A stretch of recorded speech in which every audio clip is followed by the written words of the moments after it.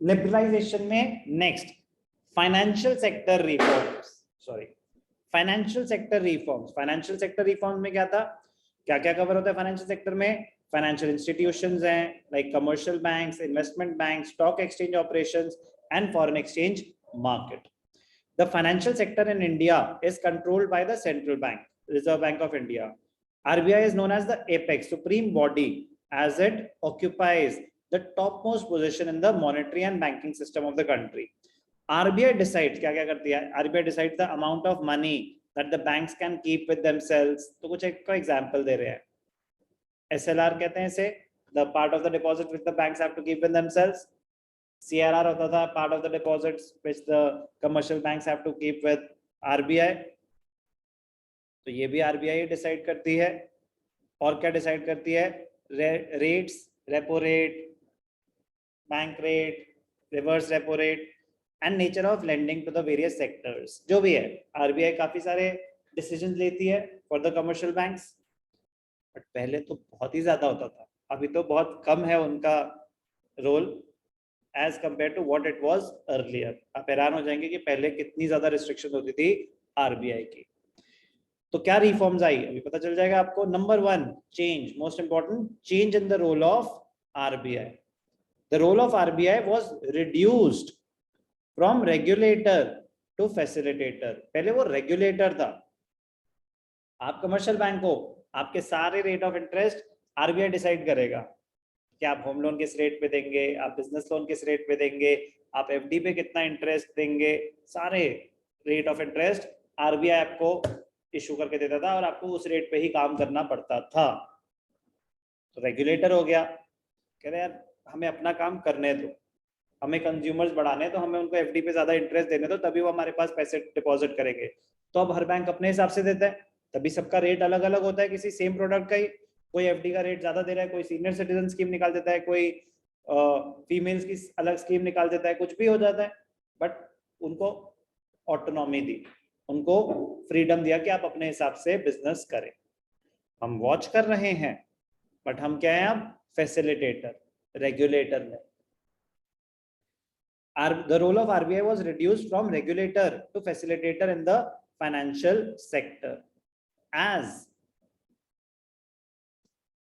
a result, financial sector was allowed to take decisions on many matters without consulting the RBI. कह आप अपने आप काम कर सकते हैं. As a regulator, prior to liberalization, पहले regulator था, उसके बाद facilitator. As a regulator, RBI used to fix interest rate structure for the commercial banks also. After changing the role as facilitator post liberalization, कह जब वो facilitator बना, regulator नहीं, तो RBI now facilitates the free market forces to act accordingly. कह आप अपने हिसाब से अपना बिजनेस करेंगे. उससे क्या हुआ?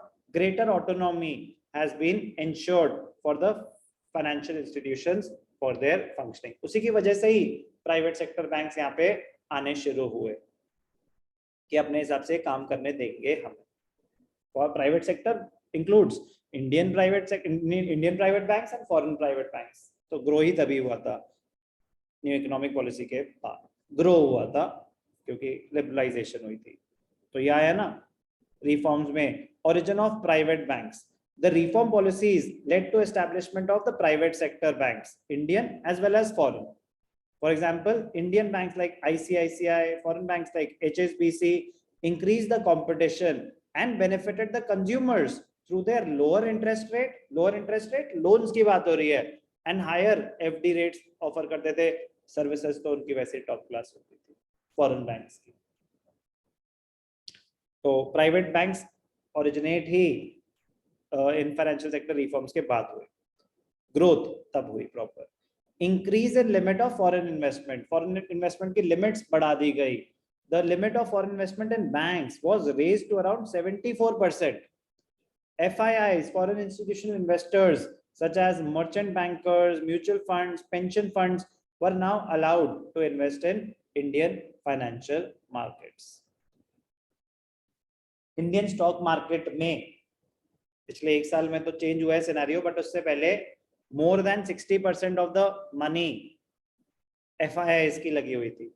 More than 60% of the money invested in the Indian stock market बाहर वालों के पैसे थे।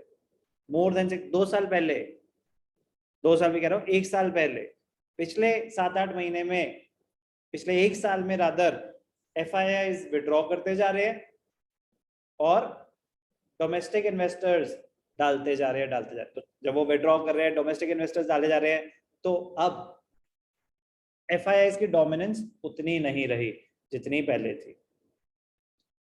एग्जाम्पल दे रहा हूँ, एक नॉलेज बेस, एक आइडिया दे रहा हूँ। FIIs का बहुत बड़ा रोल है इंडियन स्टॉक मार्केट में। पहले तो more than 60% of the investment in Indian market foreign investors की होती थी, अब वो बढ़ता जा रहा है। पिछले 1-1.5 साल में जब लोगों ने देखा कोविड में कि स्टॉक मार्केट में लोगों ने कितना कमा लिया, तो 2021 में maximum number of demat accounts open हुए थे। तो अब पैसा आ रहा है म्यूचुअल फंड हाउसेस के बाद, तो इंडियन में भी इंडियन इन्वेस्टमेंट्स भी बढ़ती जा रही है, बट बड़ी गलत टाइप पे पड़ रही है। फॉरेन इन्वेस्टर्स बाहर निकाले जा रहे हैं पैसा, इंडियन इन्वेस्टर्स बेचारे डाले जा रहे हैं, बट फ्यूचर कोई प्रेडिक्ट नहीं कर सकता। ये बात कर रहे हैं सिर्फ, जो ये इन्फॉर्मेशन है ये सिर्फ और सिर्फ बैंक्स की बात, फाइनेंशियल सेक्टर की बात हो रही है कि फाइनेंशियल सेक्टर में FII foreign institutional investments raise कर दी अप टू 74%। मैं ओवर स्टॉक मार्केट की बात कर रहा हूँ। Though banks have been given permission to generate resources from India and abroad, certain aspects have been retained with the RBI to safeguard the interest of the account holders and the nation. ये नहीं कि RBI बीच में interfere ही नहीं करेगा। अगर उन्हें लगेगा कि कुछ ऐसे स्टेप्स लिए जा रहे हैं जो हमारी इकोनॉमी के लिए एज अ होल सही नहीं है, जो अकाउंट होल्डर्स हैं उनके लिए सही नहीं है, तो आपको करने नहीं देंगे, तो आपको वो स्टेप्स लेने ही नहीं देंगे। वो कह रहे हैं हम अलाउ कर रहे हैं, आपने कहीं से भी पैसा लाना है, आप एक बैंक हो, आप बाहर की कंट्रीज से पैसा लाके आप बिजनेस करना है, तो करो, जो करना है करो, but RBI has to safeguard the interest of the account holders, क्योंकि वो तो इंडियंस हैं अकाउंट होल्डर्स, और economy as a whole. Ease in expansion process. Banks were given freedom to set up new branches after fulfillment of certain conditions without the approval of RBI. अगर ये condition fulfil करनी है, अगर आप fulfil कर रहे हैं तो आप नई ब्रांचेस खोल सकते हैं, हमारे से दोबारा अप्रूवल लेने की जरूरत नहीं है। क्या थी ये? Financial sector reforms. तो हमने इंडस्ट्रियल सेक्टर रिफॉर्म्स कर ली, हमने फाइनेंशियल सेक्टर रिफॉर्म्स कर ली, बाकी बात